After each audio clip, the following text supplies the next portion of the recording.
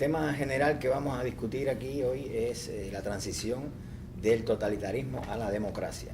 Bueno, hay varias perspectivas, que eso se puede abordar desde varios puntos de vista, obviamente, y yo solamente quería, como para dar inicio a este conversatorio, señalar o aludir más bien acerca de un artículo que se subió ayer al Diario de Cuba, donde se dice en ese artículo que se puede construir la democracia con el Partido Comunista de Cuba. Eso está publicado en primera plana en el Diario de Cuba. Las palabras pertenecen a Aliaga Pesán, que es el director ejecutivo de Candidatos por el Cambio, una organización que agrupa a unos pocos integrantes en Cuba. Pero bueno, esta idea es importante porque hay mucha gente que lo cree, y aunque no lo declare de esa forma, pues sí se habla de una tercera vía. Esa tercera vía sería que no es ni la Cuba totalitaria, ese socialismo de Estado que se le llama desde esa perspectiva, y por supuesto tampoco la vía capitalista. Entonces se ha ido formando una conciencia de una tercera vía, que ya eso se dio en todos los países socialistas y que existe también en Estados Unidos, obviamente. Entonces yo quisiera, por otra parte, que esto sirviera para como motivo de reflexión. Por otra parte también está el extremo opuesto, que es el tema del espacio público, que hay mujeres y hombres también hoy luchando en Cuba todos los domingos, discutiendo y tratando de mantener ese espacio que originalmente las damas de blanco ganaron. Entonces son propuestas, visiones diferentes. Creo que en esos dos extremos, entre esos dos extremos podríamos mover la reflexión de hoy. Entonces, el que quiera empezar, por favor. María creo que va a hablar de justicia transicional, domina muy bien ese tema, pero bueno, podemos empezar por otro. Yo voy a hacer una introducción muy breve, para darle paso a la gente que de verdad sabe estas cosas. Como yo soy historiador, yo voy a hacer dos o tres observaciones nada más, que desde el punto de vista de perspectiva histórica. Este tema, por ejemplo, las transiciones, uno lo puede ver como quien tiene un GPS y le dice: estoy en el totalitarismo, marco la dirección para que me lleve a la democracia y me lleva para allá. Lo cierto es que la historia no tiene un solo camino, la historia son siempre posibilidades. Cada momento histórico anida distintas posibilidades, distintas trayectorias del futuro. Y por eso yo digo, en lugar de un GPS es mejor utilizar una especie de Google Map, de Earth Map, ¿no? Esa fotografía que tiran los satélites, para tener una perspectiva más grande.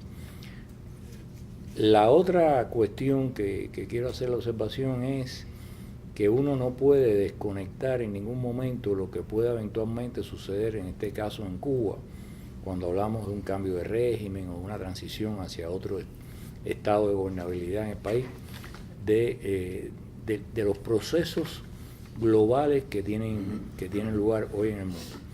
Si ustedes se percatan, hay una larga trayectoria de historia mundial que va casi desde la época de la Revolución Industrial, la Revolución Francesa, Americana, etcétera, hasta la caída de la Unión Soviética y lo demás. O sea, una sociedad que surgió como sociedades industriales, sociedades democráticas, con diferentes modalidades, pero en ese tono. O sea, sociedad industrial desde el punto de vista civilizatorio, de procesos tecnológicos, sociedades democráticas desde el punto de vista político. Y dentro de eso se dieron estas aberraciones en las cuales ciertas sociedades encontraron la manera de hacer convivir la nueva tecnología industrial con sistemas totalitarios. En Alemania, en Italia, en la Unión Soviética y después en otros países. Entonces, lo que uno tiene que preguntarse es si ahora estamos en una nueva etapa, una etapa de globalización, una etapa que la tecnología que guía estos cambios mundiales son las tecnologías digitales, si el totalitarismo y el autoritarismo pueden realmente adaptarse como se adaptaron en la sociedad industrial para establecer un sistema autoritario totalitario y al mismo tiempo usar la tecnología que es la que guía los procesos económicos. Lo que estamos viendo en Cuba es que la élite que gobierna ese país no está del todo segura que pueda hacer eso. Y por lo tanto está trincherada en que no, aquí Internet no, porque nos penetran por Internet, etcétera. Yo siempre hago la comparación de que la prosperidad que tuvo Cuba durante mucho tiempo, desde la época de Arango y Parreño, la Sociedad de Amigos del País, etcétera, fue porque cuando ellos miraron para lo que había sucedido en Haití, la revolución haitiana, y vieron que ellos eran ya una minoría blanca de hacendados y de criollos frente a una creciente masa esclava, pues dijeron, aquí hay que traer tecnología moderna, convertir a todos estos esclavos en asalariados, y es la única manera en que este país puede prosperar y al mismo tiempo nosotros podemos permanecer en una posición privilegiada. Y eso fue lo que permitió que tuviéramos el primer ferrocarril, el primer televisor en color, el primer no sé qué, todo las primeras pruebas de teléfono a distancia, porque había una vocación de abrirse a la tecnología en Cuba. En este momento es al revés, en este momento el miedo que tienen es el miedo a la tecnología, porque temen que la tecnología es la que va a producir una rebelión. Y entonces están bloqueando eso.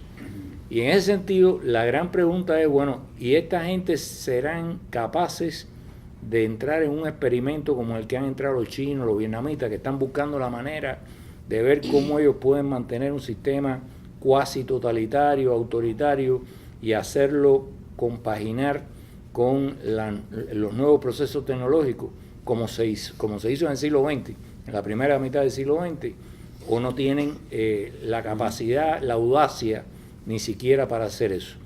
Y eso es lo que yo creo que los está aproximando a una crisis cada vez más grave, porque si ellos no abren la iniciativa privada, si ellos no utilizan el talento de toda la población, si ellos no permiten Internet, es como virtualmente condenar no solamente a esta generación, sino a futuras generaciones a vivir en una suerte de medioevo, en un mundo en que está en plena transformación. Entonces, ahí es donde entran otras contradicciones que pueden conducir a los cambios. ¿Cómo va la nueva generación a asimilar este cerco a la nueva tecnología? ¿Cómo van a asimilar el que debo esperar porque los cambios vengan de arriba, como esperó mi abuelo y mi papá? Hasta ahora lo que estamos viendo es que la gente se va. O sea, todo lo que pueden se van. ¿Qué pasa si se corta eso? ¿Qué pasa si en un momento determinado, bien sea por una razón o por otra, la única opción es transformar la realidad que hay en Cuba? Entonces, hay toda una serie de preguntas, pero esas se las dejo aquí a mis colegas. Yo lo que sencillamente quería poner esto en esa perspectiva. Primero, no hay un solo camino posible, ojalá si fuera, porque incluso hay países que entraron en la caída del totalitarismo, como fue el caso de Rusia ya con Yeltsin, en la caída de la Unión Soviética, y vimos los retrocesos después, cosas que se han estudiado porque han sido esos retrocesos. Hay otros países que están en un experimento que todavía no ha dado resultados, que es cómo compaginar un sistema autoritario con una tecnología que reclama una sociedad abierta. O sea, cómo tener una sociedad políticamente cerrada con una tecnología que reclama una sociedad abierta. Y eso es un experimento que los chinos no han llegado al final de él. Hay un libro del cual yo he cogido el título para Cuba, que se llama China 3.0, que el autor dice, la China 1 fue la China de Mao, ya sabemos cómo fue, la China 2 fue la China de, ¿cómo se llamaba? Deng Xiaoping, con las reformas, y después vino y después eso se ha agotado, y ellos tienen que decidir ahora si se vuelven para atrás o si siguen avanzando en abrir la sociedad. Cuba tuvo una república, que podemos decir que fue la Cuba 1.0, tuvo un sistema totalitario impuesto de 59 para acá, que es la Cuba 2.0. Eso está agotado y ellos lo saben. La cuestión es cuál va a ser la Cuba 3.0, porque no necesariamente la que nosotros queremos. Ellos van a tratar de llevarnos un experimento de Cuba 3.0 autoritario o totalitario incluso, con mercado, con este tipo de tecnología. Y eso es una ecuación abierta que no está resuelta y que depende al final no de fuerza suprahumana, sino depende del factor humano, de quién en ese pulso se lleva la presa para un lado o para otro. Ahí lo dejo. Bueno, yo creo que tiene toda la razón cuando él dice que efectivamente los cambios políticos son abiertos. Yo diría más, las transiciones son todas ejercicios de improvisación. Los chinos, por ejemplo, Deng Xiaoping. Cuando Deng Xiaoping comienza la transformación china, lo que tiene en la cabeza es el fracaso absolutamente incontestable de China.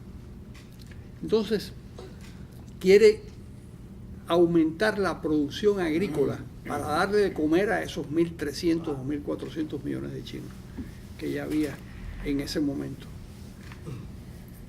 Y hace unas pequeñas transformaciones en el agro y en la tenencia de tierra. Esas transformaciones hacen que efectivamente se produzca un cambio sustancial en la producción agrícola del país, se genere una clase todavía entonces al principio muy pequeña de propietarios que tenían muchos recursos, y eso fuerza al gobierno chino a hacer más cambios y más cambios y más cambios. Por eso es absurdo hablar del modelo chino. No hay ningún modelo chino. Lo que hay es la voluntad con mucho pragmatismo de adaptarse a las nuevas circunstancias que surgían en China. Bueno, algo de esto yo viví en España. En España, el gobierno, cuando muere Franco, en noviembre de 1975, llegué en el 70, estuve 40 años consecutivos en Madrid. En ese momento, en el momento de morir Franco, había la voluntad, la necesidad de hacer un cambio político, porque sabían que no podían seguir con una dictadura surgida del modelo fascista de los años 30.